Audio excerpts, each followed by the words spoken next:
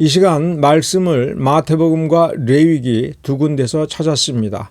마태복음 25장 19절서부터 21절과 레위기 25장 35절서부터 38절 이 두 군데 말씀을 차례대로 제가 개역 한글 성경으로 읽어드리겠습니다. 먼저 마태복음 25장 19절서부터 21절입니다.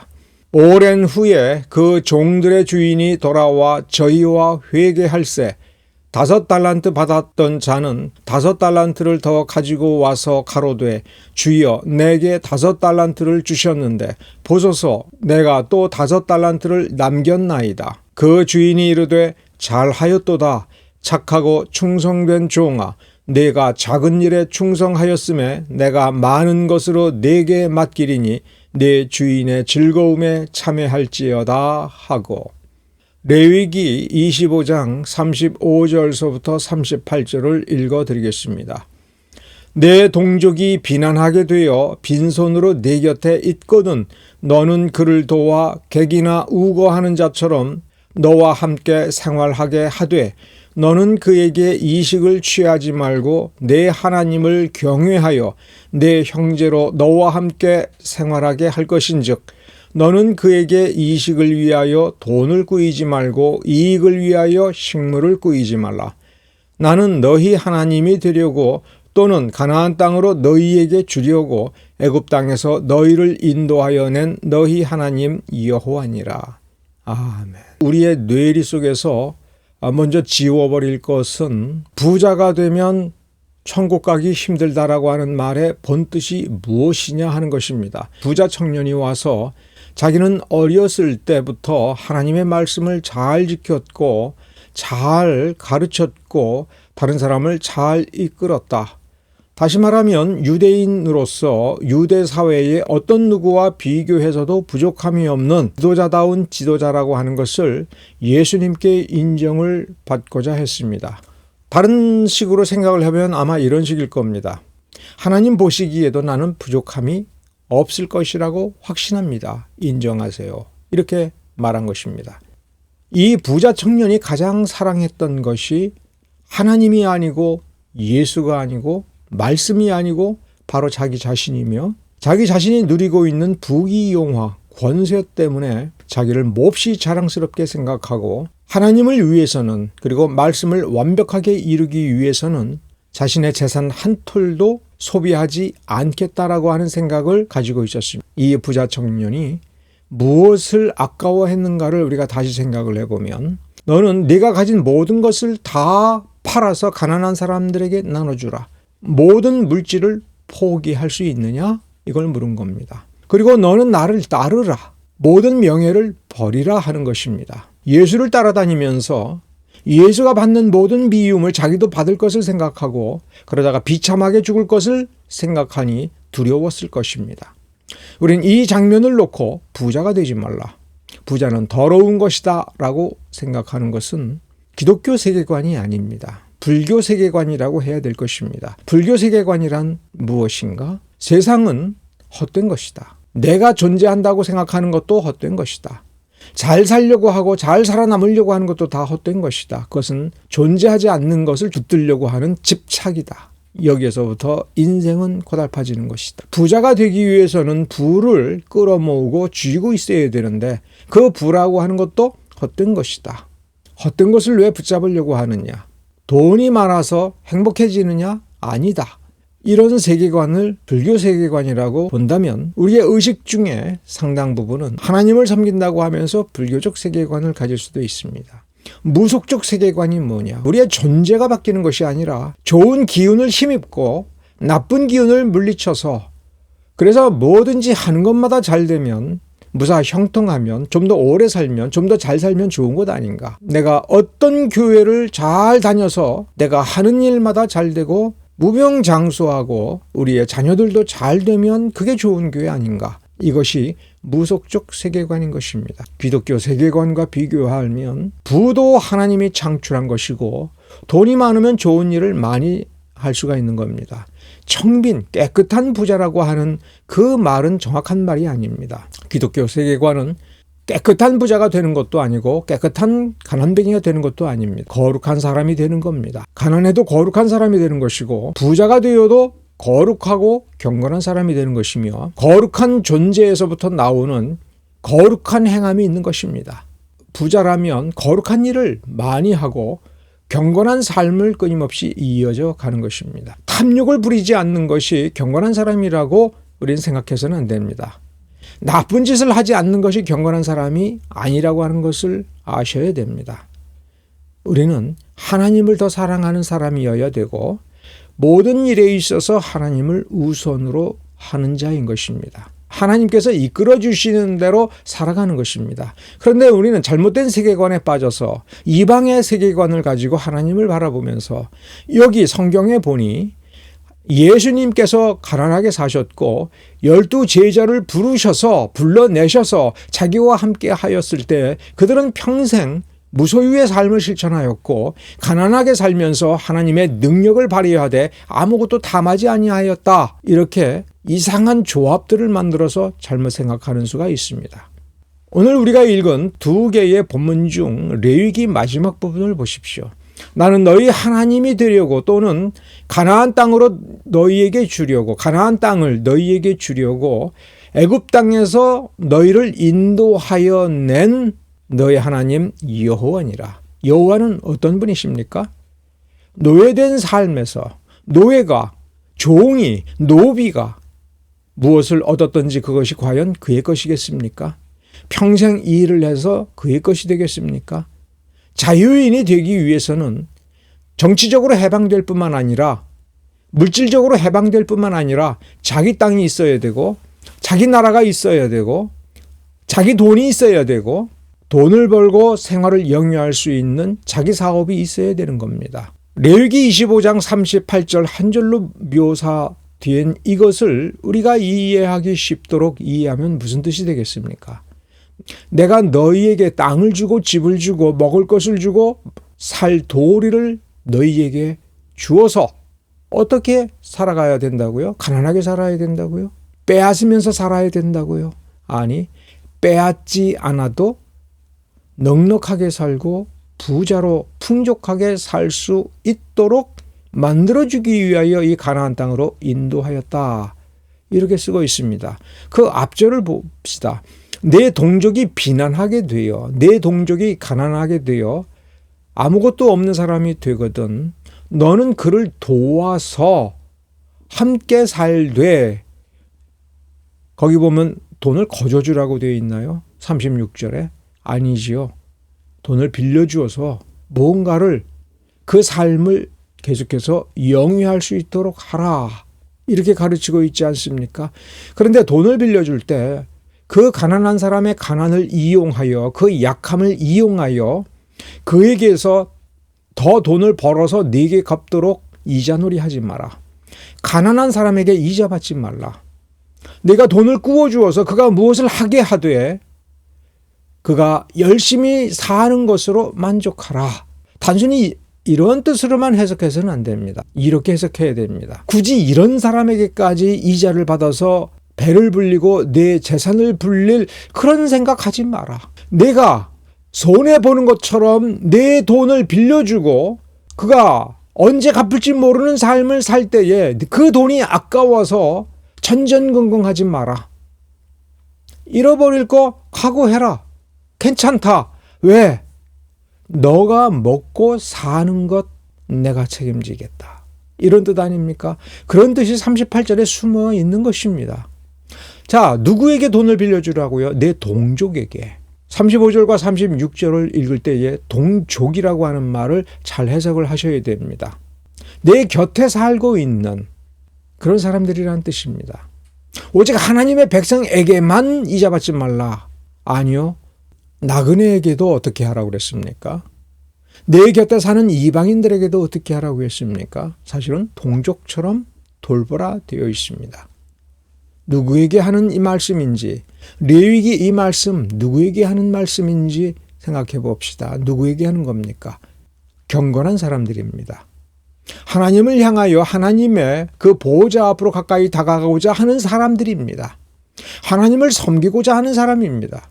우리의 직분이 집사든 서리 집사든 장로든 목사든 상관없이 하나님을 섬기며 하나님께 가까이 다가가고 하나님과 얼굴을 대하여 볼 수 있는 그런 사람으로 살고자 한다면 하나님을 믿으라는 얘기입니다. 나를 먹이시는 이는 하나님이시라고 하는 것입니다. 죽게 하는 이도 하나님이시다라고 하는 것을 믿으라고 하는 것입니다. 그것이 경건인 것입니다.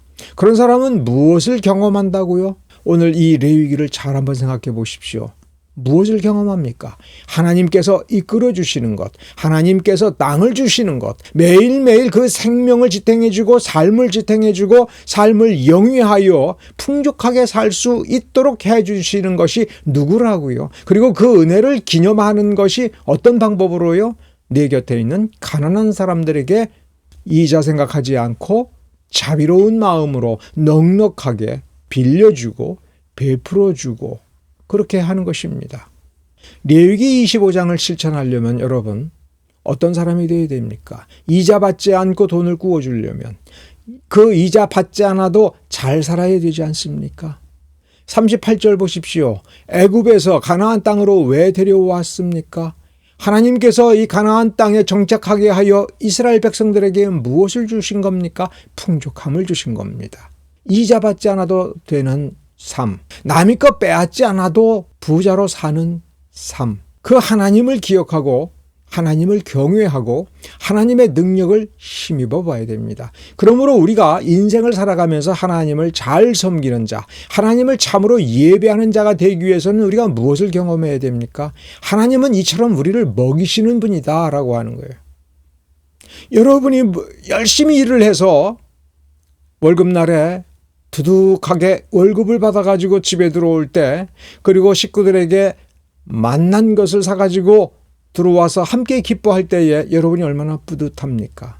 그때 내가 이렇게 수고하여 이렇게 먹을 것을 마련하고 우리는 이렇게 행복한 가정에서 행복하게 먹고 마시고 충분한 편안한 잠을 자는구나. 이렇게 생각한다면 얼마나 행복하겠습니까? 이런 삶이라면 얼마나 행복하겠습니까? 매일 이와 같이 저녁을 맞이하면 얼마나 좋겠습니까?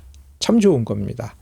그런데 우리 속에 내 능력이 이와 같다 이렇게 느끼는 것이 아니라 우리 하나님이 이와 같이 능력 있게 우리를 이끌어 주신다. 우리를 이렇게 먹이시는 분이 하나님이시다. 하나님이 주시는 은혜를 내가 그렇게 은혜를 받았어 라고 우리 자신 스스로 마음을 먹는 것이 아니라 부인할 수 없는 강력한 그 힘을 느끼고 누리고 함께 공유하면서 맞아, 하나님의 능력이 정말 이와 같구나. 바로 우리는 이러한 경험을 해야 됩니다. 레위기에서 경건한 삶을 가르친다면 그 경건함을 유지하기 위한 것이 밤새 기도하거나 새벽 기도 빠지지 않거나 성경 말씀 읽는 것을 빠뜨리지 않았거나 해서 오는 것입니까? 내 삶을 이끌어 주시고 내게 먹을 것을 주시고 내가 편안히 잠잘 수 있는 곳을 주시고 근심 걱정 없이 함께 행복할 수 있도록 가족을 돌보아 주시는 것이 하나님의 능력이다. 그 능력을 참으로 경험하는 사람, 그 능력을 경험하였기 때문에 지금 내게 있는 것을 다른 사람에게 주는 것이 하나도 아깝지 않은 사람. 이 사람은 돈이 얼마가 되었든 간에 어떤 사람입니까? 부자입니다. 예금 통장에 예금이 없어도 지금 35절서부터 38절의 이 내용을 충분히 경험하고 이 말씀대로 사는 사람이라면 그는 진짜 부자입니다. 그에게 무엇이 있기 때문에 그렇습니까? 하나님의 이끌어 주심이 그에게 있는 것입니다. 그래서 부자인 것입니다. 그래서 부족함이 없는 것입니다. 그래서 미래가 있는 것이고 소망이 있는 것입니다. 하나님은 살아계십니다. 살아계신 그 하나님이 날마다 그 손을 붙잡고 이끌어주고 그 삶을 지켜주는 삶이라면 무엇이 두렵겠습니까? 그러한 사람이라면 풍족하게 이웃에게 나누어 주는 것이 무엇이 두렵고 무엇이 아깝겠습니까? 사람이 왜 잔인해집니까? 없을 것을 걱정하기 때문에, 절박함을 느끼기 때문에 그렇습니다. 왜 절박합니까? 지금 이것이 마지막이다라는 생각을 하기 때문에 그렇습니다. 그 다음이 없을 때 사람은 절박해집니다. 그러나 예수 믿는 사람들, 그래서 예수를 믿는 자에게 약속된 그것을 실제로 누리는 사람, 매일매일 누리는 사람이라면 무엇이 절박하겠습니까? 오직 하나님의 영광뿐이지 않겠습니까? 레위기 25장, 벌써 구약에서 모세 오경에서 우리에게 가르쳐 주는 것은 풍족한 삶을 살라. 하나님을 의지하여 풍족하게 사는 삶을 경험하라. 그것이 경건한 사람이다. 달란트 비유를 우리는 다시 한번 생각해 보겠습니다. 달란트 비유에서 5달란트를 나눠주고 그리고 2달란트를 나눠주고 먼 곳을 다녀온 주인에 대해서 우리는 생각을 해봅시다. 21절에 보면 내 주인의 즐거움에 참여할지어다. 그 앞에 내가 많은 것으로 네게 맡기리니, 내가 많은 것으로 네게 맡기리니 라는 말이 거기에 왜 들어갔는가를 생각해 봅시다. 자, 그러면 애초에 5달란트를 나눠주고 2달란트를 나눠줄 때는 이 나누어주고 돈을 어떻게 버는지 보자. 얼마나 버는지 보자.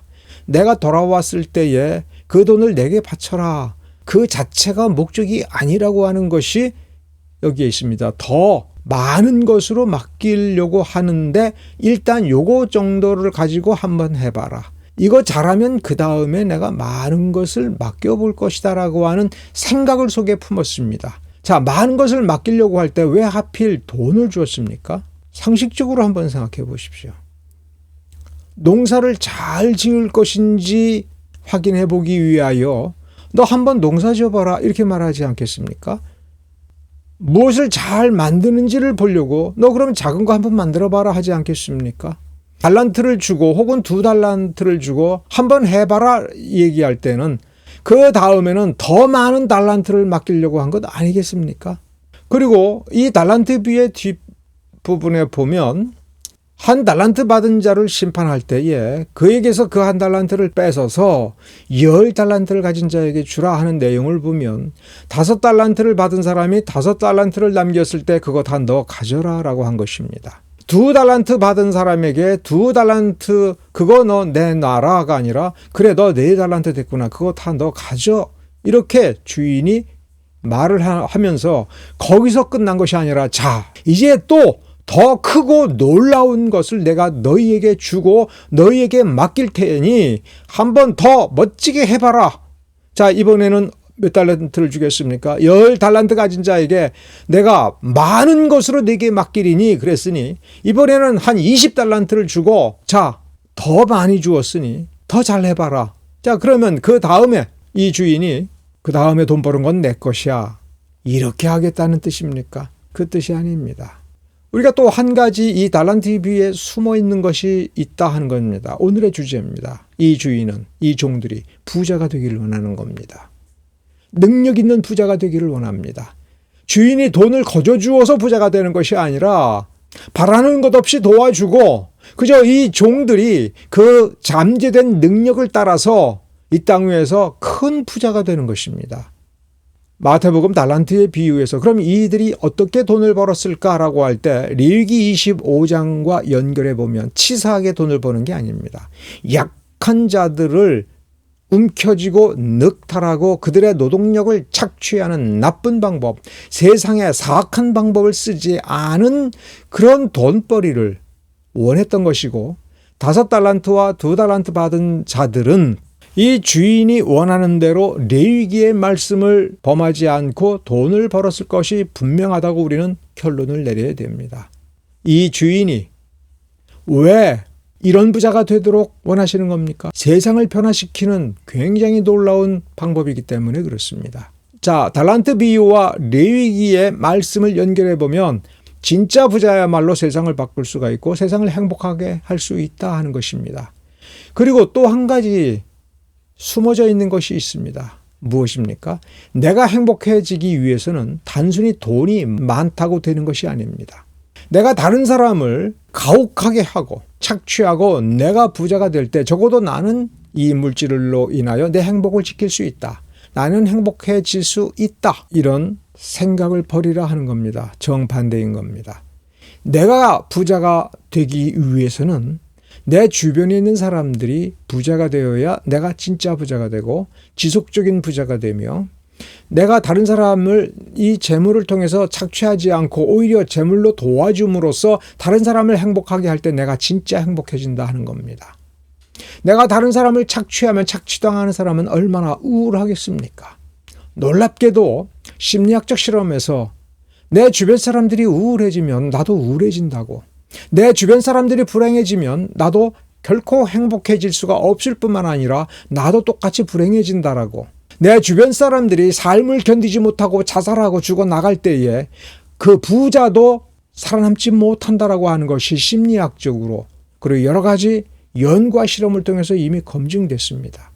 부자는 금방 유복하게 성장하고 유복하게 생활하는 것처럼 보지만 그 영화는, 그 풍족함, 그 기름짐은 얼마 되지 않아서 사라지고 그 풍족함 속에서 오히려 속으로 병들고 속으로 가난해지면서 비참해지고 죽어간다 하는 것입니다. 이 진리를 깨닫지 못한 사람이 누굽니까? 바로 이단들입니다. 자기만 행복해지기 위해서 수많은 성도들을 괴롭히고 무너뜨리면서 그것이 너의 운명이니 받아들이라 하는 식으로 세뇌를 하고 있습니다. 우리는 그러한 심리적인 조작, 세뇌 공작에 저항해야 됩니다. 우리는 말씀 앞에 정직해야 되고 우리의 사고방식이 정확해야 되고 올바르게 되어야 됩니다. 올바로 행복해져야 됩니다. 올바로 부자가 되어야 됩니다. 그것이 하나님의 나라인 것입니다. 하나님의 나라는 우리가 아무것도 하지 않는데, 우리가 무엇을 해도 인간은 아무런 능력이 없고 인간은 사악하기 때문에 그저 우리는 기도하고 하나님께서 우리 위에 하나님의 나라를 쏟아부어주고, 그래서 우리는 그 바다에 빠져서 그저 살 수밖에 없게 되는 그런 피동적이고 뒤집어 씌우는 듯이 임하는 하나님의 나라는 이 세상이 멸망하고 최후 심판을 통과하여 우리가 하나님 나라로 들어가야 되는 그 나라인 것입니다. 그때까지 우리는 성화를 이루어야 됩니다. 내 주변을 거룩하게 하지 않고 내 주변에 있는 사람들이 하나님을 존엄하게 생각하지 아니하고 내 주변에 있는 사람들이 하나님을 찬양하도록 우리가 모범을 보이지 않으면서 우리가 성화를 이룰 수 있다고 하는 것은 거짓말입니다. 레위기를 읽어보십시오. 모세오경을 읽어보십시오. 신약 성경을 읽어보십시오. 우리 주변을 무시하고 무관심하고 손대지 아니하고 베풀지 아니하고 나누어주지 아니하고 경멸하고 차별하면서 이룰 수 있다라고 성경 어디에서 가르칩니까? 이방인은 경멸해도 된다. 불신자는 경멸해도 된다. 가난한 자들은 무시해도 된다. 성경 어디에서 가르칩니까? 오히려 그들을 돌보라고 했습니다. 왜요? 그것이 거룩해질 뿐만 아니라 그것이 하나님의 나라의 복을 누리는 지름길이기 때문에 그렇습니다. 아브라함의 삶이 그랬고 욥의 삶이 그랬습니다. 우리는 부자가 되기를 소망해야 됩니다. 우리는 능력 있기를 소망해야 됩니다. 그러기 위해서는 아주 초보적인 단계에서부터 하나님의 말씀을 실천해야 됩니다. 말씀대로 살아갑시다. 착한 일을 하십시오. 나누어 주십시오.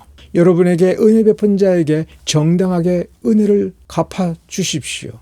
부모를 공경해보면, 이웃을 사랑해보면 하나님의 나라의 능력을 어떻게 힘입고 능력 있게 사는지를 점점 더 알게 되고 몸에 익히게 되고 하나님께서 복을 어떻게 주시는지 그 복을 붙잡고 누리는 삶이 이루어진다라고 우리는 그렇게 결론을 내려도 됩니다. 성경이 그렇게 가르치기 때문에 그렇습니다. 기도하겠습니다.